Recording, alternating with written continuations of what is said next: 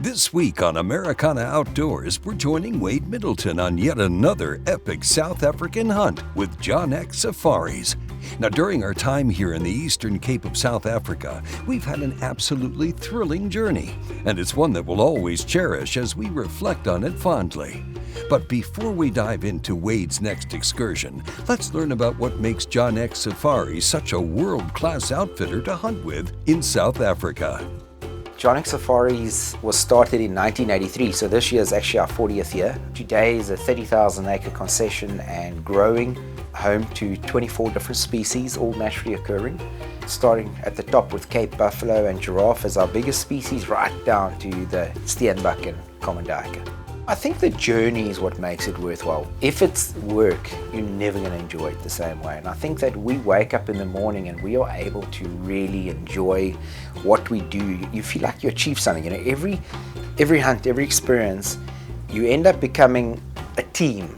At the end of the day, we're all getting over the line together with a common goal of delivering not only the animals, but a world-class experience with it. And speaking of world-class experiences, let's take a look at what Wade has harvested so far. From having the opportunity to go on a spot and stalk for a gemsbok. Great shot. World-class.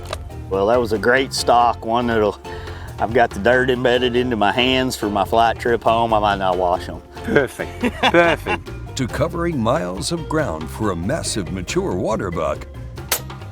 Perfect. I believe he's down. The sheen on these horns is something I was not prepared for. Yes. That's so amazing, and it's it's obviously a short time of the year you're ever going to see that. Yeah. All the way up to harvesting a gorgeous zebra mare. Great shot. Absolutely world class. You couldn't have done a better job, and it's a beautiful zebra, beautiful old mare. And I'm sure it'll make a lovely run for you. Yeah, and it'll feed a lot of people in the area. I think we're going to visit your school soon. Yes, we're going to use this zebra as our weekly meat drop. At its core value, coming to Africa to hunt big game animals in their native land is something every hunter dreams about getting the chance to experience.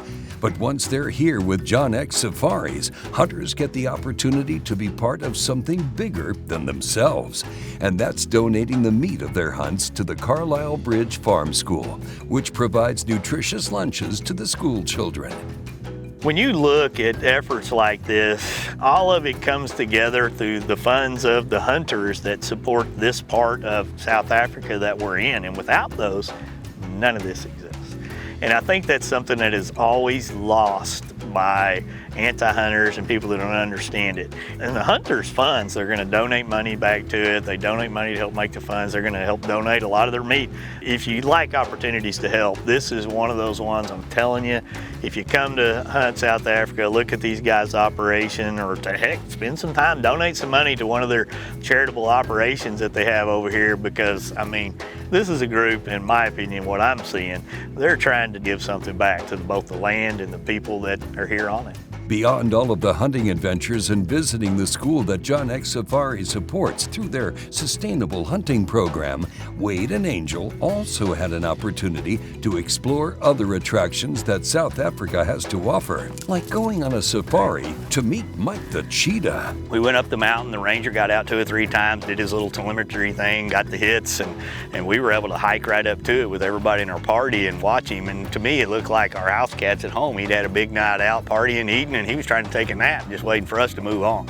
True to the outdoorsman that he is, Wade also had a chance to grab a rod and reel and hit the water and take in some breathtaking views while catching fish he's never even heard of. That's awesome. As you can see, Wade and our team have had so many incredible interactions with the wildlife that the Eastern Cape of South Africa has to offer, and he's not done yet. For his next big game trophy, he's got his eyes set on an animal that the locals refer to as royal game, the Inyala. But this time, he's leaving the rifle and Trijicon scope behind and picking up his trusty Blackout NV32 compound bow, equipped with a Garmin Zero bow sight. As he takes his time to unpack and check his bow, let's hear about his setup he'll be hunting with in the field. When you start talking to the folks over here in South Africa that have a variety of big game, and some of them are real thick skinned and some of them are thin skinned. You know, they really prefer you shoot a fixed blade when it comes to a lot of the big thicker skinned animals. And I am going to be carrying some of the FXDs, the blackouts. And with the Garmin Zero, I can instantly change my profiles at the push of a button. I've got an MX6 and then I've got a fixed profile in there as well, so that if we get into those situations and I want to be as accurate as I can, there's about 1.5 inches difference on where those two fly at 35 yards. That's the advantage of the Garmin Zero in that situation there. So we're prepared, we're ready, we've practiced, we've traveled across the big pond, drove up and down the coast, and now we've got a beautiful backdrop, and hopefully we'll get some stuff out in front of us.